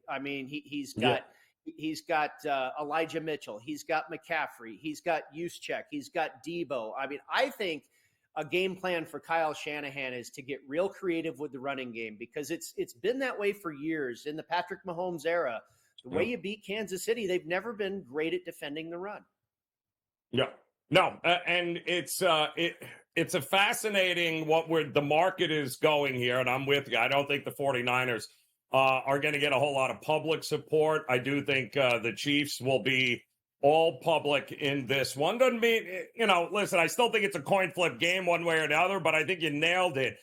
To me, the 49ers issue has been the fact that defensive front of theirs has been beat in both games by Green Bay and by Detroit.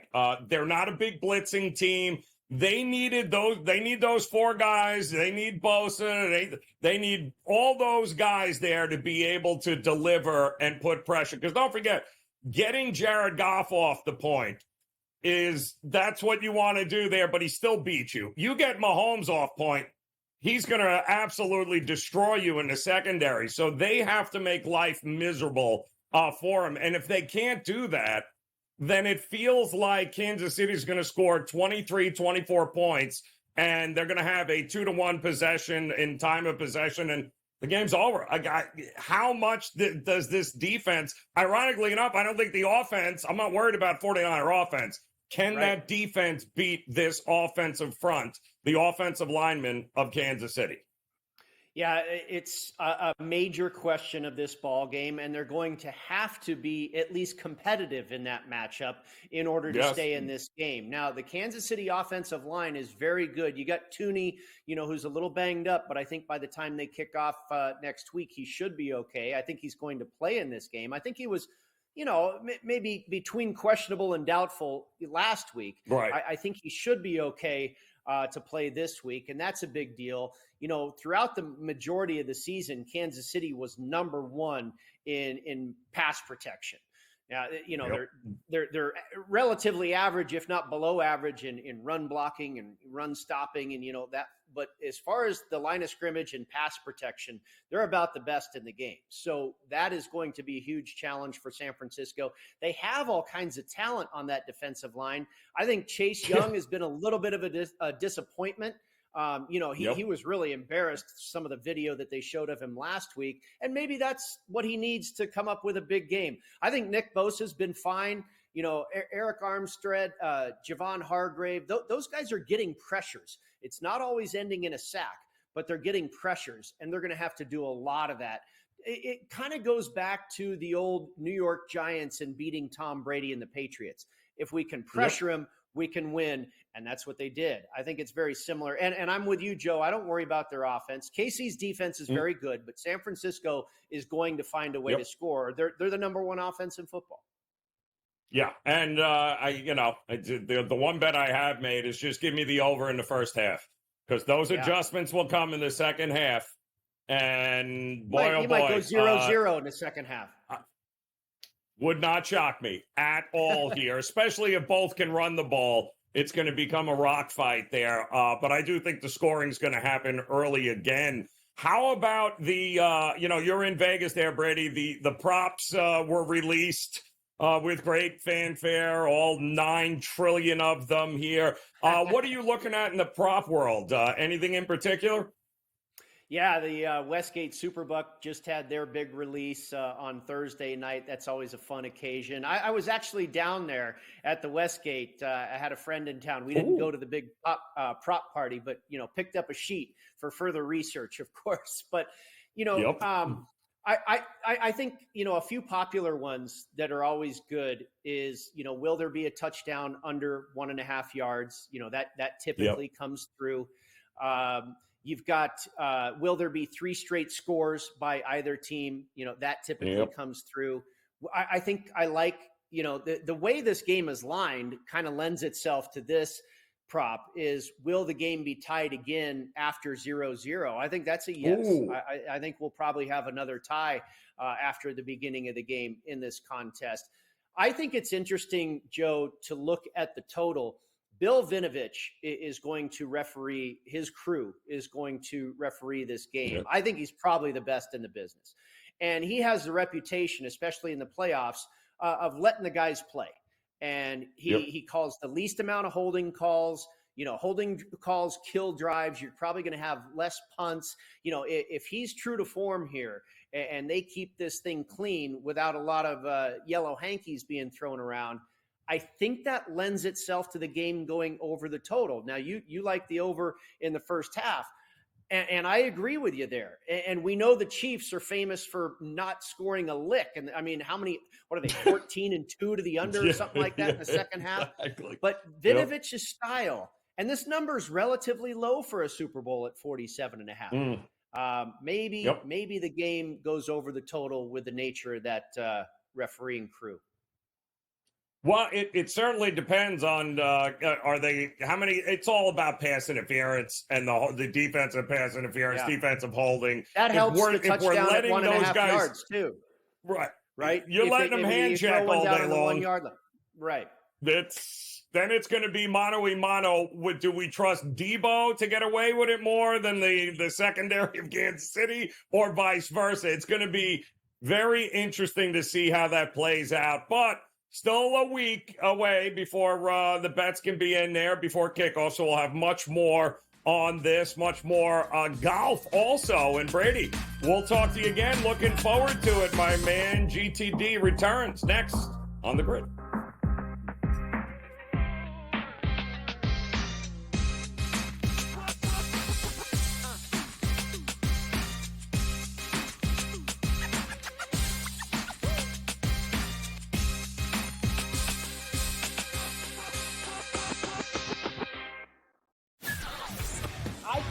Thought that Mike would maybe go in a different direction, or at least listen to some people with some different ideas. If you were going to retain Mike Tomlin as coach, and I believe with both feet that you shouldn't let him really anywhere near this hire. That he had proved over the years that this was not an area of comfort or expertise for him. Pharrell Coast to Coast, only on SportsGrid. Your gut says Miami is going to win, and you should take the over. Your gut also said your NFT selfies would only go up in value. They didn't. But your head is on SportsGrid and knows the QB is in concussion protocol. The backup has a 45 QBR against the zone coverage. The New York D has the most sacks in the league. So yeah, trust your head. It's smarter to be on SportsGrid.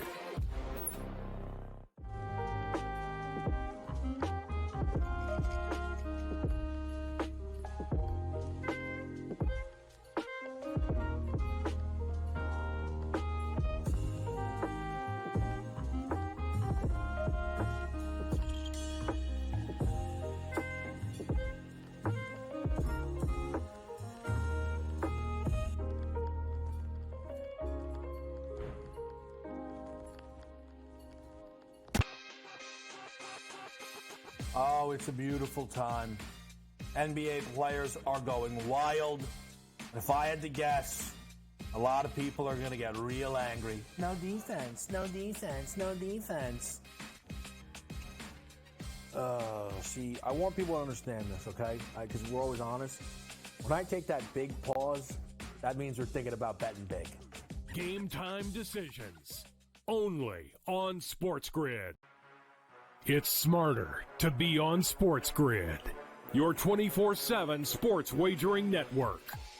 We'll look at the Heisman The Trophy early race line. and what it all means. Individual success. You should have tried to get something for Anthony Rendon, not bought at the deadline. Newswire. We're getting a lot of news, trades, cuts, and some movement in terms of starting quarterback, Pharrell backup quarterback. coast to coast. I want to watch great players make buckets and win games. Game time You decisions. have no idea what the heck the Blazers are doing and what they In-game live. Just Prime took 'em time. yard for a grand slam. The bottom of the fourth inning in a 12-2 baseball game. We got football scores going on at Wrigley right now. Sports Rage That was good Late betting. Night. We waited for 1.5. We got paid. We did. Patient, did like the 2.5. Jumped on There's it. no taking weeks off in golf betting ever. These are the best weeks to bet. It's smarter to be on SportsGrid.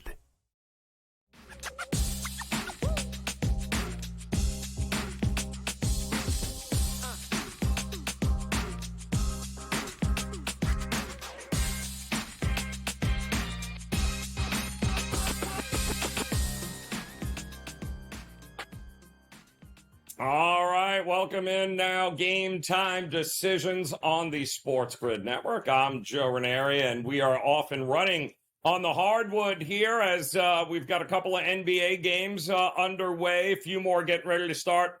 Top of the hour, and that is the point in which Dave Sherapan will be jumping in. Matty Peralta will have you here for in-game live prime time. He steps in now as if I was him, I'd be trying to get the hell out of Vegas as soon as possible because the craziness, you're still a couple of days out from the craziness there, Dave. But as long as you stay away from the Strip, you should be okay, right? I mean, they're not going out to Green Valley, right? Or are they? What time am I picking you up? That's all I need to know. What time am I picking you up? I'll be there tomorrow morning, so don't worry. I'll text you in there. Hey, are you starting to see it? Are people starting to show up already in Vegas? Oh yeah, no, it's been. I'm going to meet some people tonight after the show. They're down at the Venetian. Everybody's starting to get here. It's been raining for a day. Today's high was like 48. It's been cloudy and it's going to be kind of overcast and stuff for a couple days weather-wise. So people thinking they're coming out and hanging out by the pool, they ain't hanging out by the pool. There's none of that. No. So you're coming tomorrow. Everybody, a couple other people are coming tonight. They're here already. The rest of the crew tomorrow. I'll get the van cleaned up. We'll pick you up. We'll take you right to the hotel. That'll be good. The signage is happening all over. The sign is happening. There's signs everywhere. They turned the Luxor into a big Dorito chip. Parking lots that I'm used to going Did they to. really? Yes, it's a big Dorito chip. The Luxor is a big Dorito chip. The signage, I saw it last year in Arizona. I saw it the first time in LA, but they didn't do it as much because LA was so spread out. The Strip is 3 miles long. It's all right there. And it's insane. So what they're, the NFL experience, everybody put up their props. Yesterday, I was down at the Westgate, and it's like a family reunion in a weird way where everybody comes in and, $2 It's a fitting, pop, isn't it? $2 a pop. Yeah. It's just fitting the Super Bowl be in Vegas. It really is. Let me ask you this then. How many people have you come across that are there excited about the new baseball team coming? I mean, you got to have a big Oakland A's thing. No, nothing. Huh? No, not that kind of signage. No, nobody's talking. No Nothing. signage for that. No, it's all. It's ironic because it's a lot of the sports books that aren't here in town that have the sign.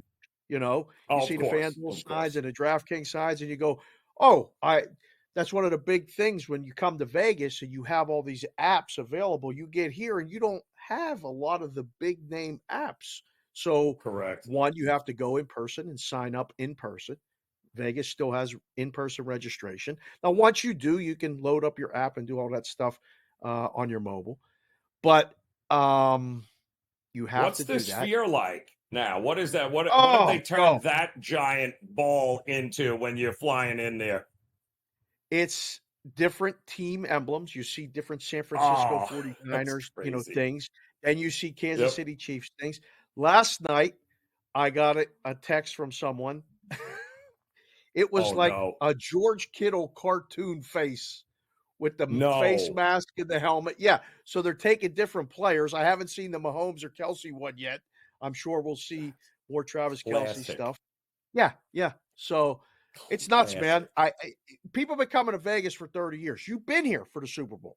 You've You're right. seen it. Yep. It's been a big party. Crazy. And Vegas does it as good. We had Chris Andrews on Bostonian versus the Book today. He said there's always been 2 Super Bowls, wherever they're playing it and Las Vegas. Vegas. Now Always. we combine the 2, and everybody's here. There's a media row. There's shows. Yep. They're going to walk across the bridge, go to the game, and come back. I can't wait to see how it works. The Jets are coming in. The bags are coming in with cash. They've been laying the Niners money all week this week when it went down. Crazy. I don't know. It's going to be prop handle is going to be through the roof. I think this will be the year that it will just explode here. Yeah, right. It has to. Absolutely. Yep. Yeah. Now, I didn't think. I don't. It's. We saw the 2.5 at the Open. Kansas City got all the money. Now, like you said, we're starting to see all the 49er money. I don't see it going to 3, which is really the only number, if we were looking to get the best of it, we'd want to jump in. I don't think it's going to get there. So I don't really think there's a need one way or the other to, maybe it just pays to wait, because it's not going to get to 3, right? I would be beyond shocked if it goes to 3. Like, I'm Actually. talking, somebody better come in with a 7-figure wager on the Niners to jump it up to 3. But I think more likely than not, the way it's going, they got the 2-way they need now at 2.5. Right. If you go to 3, you run the risk of getting sided on a game. You can't get sided on a Super Bowl. That may be a exit from the industry. If you get sided on the Super Bowl, right? There's problems. You don't need problems right now. Problems. So huge problems. We don't want to get sided on the bowl. The total's interesting. I think you're getting good 2-way on the total. I expected the total to move more by this time. And at 47.5, I think the books have found a sweet spot between 47 and 47.5. So teasers are working. Money lines are working, over-unders are working, and props. And the other thing you got to realize in Vegas is that we don't do the Gatorade color. We don't do right, yeah. Is anybody getting engaged after the game? Yes. Oh, please, no. Yes. No. Yes. We're not doing any of that stuff. No. No self-respecting would ever throw that out there and expect there to be any handle on it, though. But what are you expecting, Dave, you think, when the bulk of the fans get into Vegas here? I would imagine, I don't see the public spending an awful lot of money backing the 49ers. I think it's probably going to be a whole lot of Kansas City money. Enough Kansas City money to move it back maybe under 2, do you think? Or... if you see that would have to be a significant handle. If you see a book go below 2, that's the you remember Batman when he would put the bat signal out. Commissioner Gordon would say, "Put it out here. We need you." That's the bat signal to go get the San Francisco money, because we're really overloaded and we don't want to get too crazy with it. But no, they know now. Every guy in town here knows that they can go below 2. Either 1.5 or 1, and get whatever San Francisco money they want. And don't forget, that Bay Area money's coming down. It's already started. Oh, yes. This place is not far from San Francisco by flight or by driving, or even people in SoCal that are Niners fans. Arizona, they're coming up. They're all over the place. So think about 2020, the year before COVID, was Niners Chiefs. We were sitting out west taking nothing but Niners money, while the books back east were taking the Kansas City money. And I was talking with guys back then while I was still in the room in the book going, Fly some of those people out here and let them bet Kansas City because they weren't coming. They didn't come. And then it came the day of the game. That's the way the Kansas City money will probably come here now because the game's here. So we'll see. I can't wait, Joe. It's going to be good. But like the basketball takes a secondary, stance this weekend, and the Pro Bowls this weekend. I'm wearing the All-Star jersey for the NHL. I got the skills competition. Are you still paying attention to other sports? Yeah, of course. Somebody's got to bet on Niagara St. Peter's. They're not going to bet on themselves, or maybe they are. I do know 149 games tomorrow in college basketball, so it's going to get really interesting. And the first weekend that we haven't had football, any NFL, since back in the beginning of September. So it's been a minute since we've had a weekend where there's nothing else, and now we got to get ready for one more week and a whole lot. You mentioned the prop handle here. I would imagine that is going to far outweigh the handle of side, total, anything else. I would imagine. And what's the limits right now on the props? I mean, what are you seeing guys can get down with? Typical limits on a lot of the props, 2 dimes. This week, and then if we get closer, you may be able to get 5 dimes per prop per number. So that's a fair limit on a prop. Whether a guy big time is going to get over under 37.5 receiving yards, or 5.5 receptions, or any of that stuff. I don't know, man. Like tomorrow is one of the hardest days of the year to work in the book, and next Saturday the same because of the menu of basketball. Incredible games tomorrow. I mean, Houston's playing tomorrow. UNC and Duke is playing tomorrow. Yeah, Houston's playing Kansas. I mean, like top teams are all playing against each other. Kentucky's playing Tennessee. And they're lost amidst like the Northeastern and Fairfield games and all these other, like there's so many things. And everybody that comes up to the counter, you were talking about not going to the counter last time on Monday when we did the show. People come to the counter, they don't even know what they're doing. So, hey, I want to bet this game. What time does it start? I don't know. Who are they playing? I don't know. Okay. You want first half? I think so. I don't know. Oh, my goodness. Then they go, all right, I want to bet, Patrick Mahomes under passing yards. All right, what's the bet number? Where do we? I don't know. What's the Nobody knows. I have no idea. Of course not. They don't know. They have no idea what the number is. I have no idea where. Yeah, no, we have a pretty good idea that you have no idea. And bless those guys working behind the counter there, because the patience of an absolute saint dealing with first time counter folk. And it's like, just download the app, dude. Just download the app, dude. And you can take as much time as you want. Just take as much time as you want. Scroll. You're good. You are good. Now, you mentioned the NHL, the All-Star weekend here coming up. Any buzz? How are the festivities? I know I saw Gabe complaining left and right. Not impressed so far with what's going on here. Why are they losing this momentum here? Such a bummer what has happened with the All-Star games in general. Like, I love the Major League Baseball All-Star game. I used to love this game. Right. I don't even know who's on what team anymore. I don't know how many you got to win a game, to play a game, to then get another game. And the last year I was in the book, I was like, there's the odds right there. Team Matthews, plus 250. Thank you, Jack. Who's on Team Matthews? I mean, I don't even know. Yeah, right. Team McKinnon. People will come up and bet Team McKinnon because he's the best player. But he might not have the best team. I don't know. So, yeah, the skills competition is a fun watch. I don't think it's really a bettable opportunity. And if you're going to bet the All-Star stuff tomorrow, bet the goalies. Forget about picking the teams. Bet the goalies. Just pick the best goalie that's going to be in the game the most, and I think you got a shot.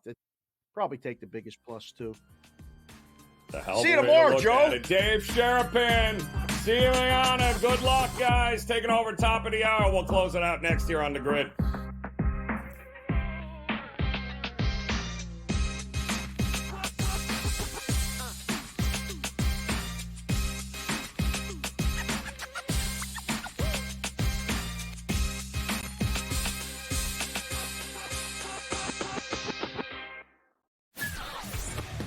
kind of thought that Mike would maybe go in a different direction, or at least listen to some people with some different ideas. If you were going to retain Mike Tomlin as coach, and I believe with both feet that you shouldn't let him really anywhere near this hire.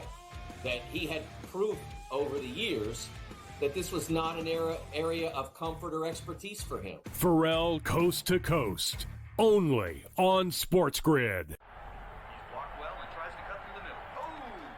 Your gut says Miami is going to win, and you should take the over. Your gut also said your NFT selfies would only go up in value. They didn't. But your head is on SportsGrid and knows the QB is in concussion protocol. The backup has a 45 QBR against the zone coverage. The New York D has the most sacks in the league. So yeah, trust your head. It's smarter to be on SportsGrid.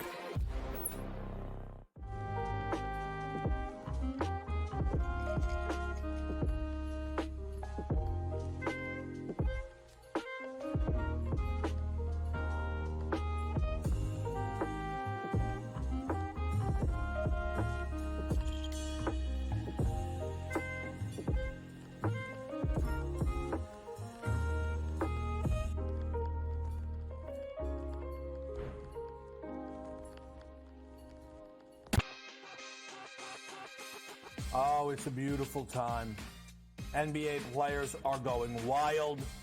If I had to guess, a lot of people are going to get real angry. No defense, no defense, no defense. See, I want people to understand this, okay? Because we're always honest. When I take that big pause, that means we're thinking about betting big. Game Time Decisions, only on SportsGrid. It's smarter to be on SportsGrid, your 24/7 sports wagering network.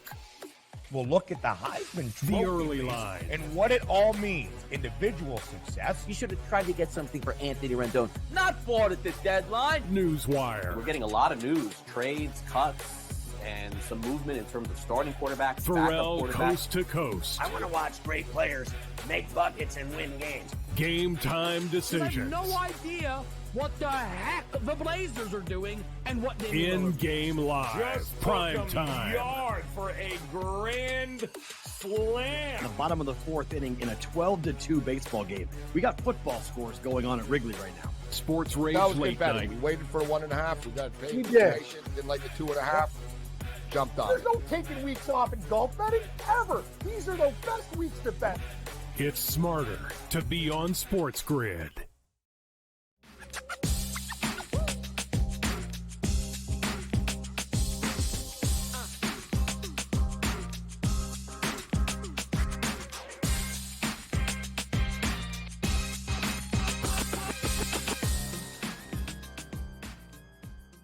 All right, welcome back in as we look to close out this edition of Game Time Decisions. Want to thank you so much for hanging with us here on the Sports Grid Network. Dave Sharapan, Matty Peralt, they'll take over here in just a couple of minutes. In-game live.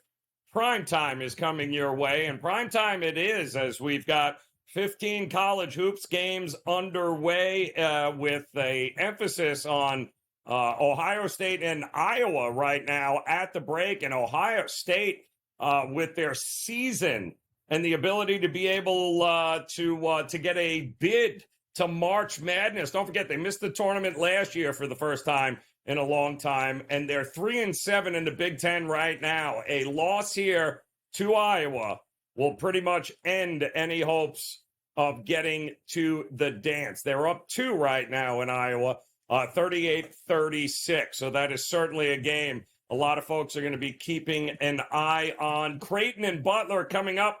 Top of 9 o'clock Eastern time tip there. Another one, Big East battle. Folks are going to be looking at in Omaha there. And then the late night game will be Nevada in Reno taking on San Jose State. And again, tomorrow, 149 games tomorrow in college hoops. There is plenty to look forward to there. And we mentioned the NBA off and running here tonight in those early games, including, well, we mentioned the Clippers in Detroit earlier, 50-50 right now, knotted up there with about 3 minutes to go. The Heat are losing to the Wizards 50-41.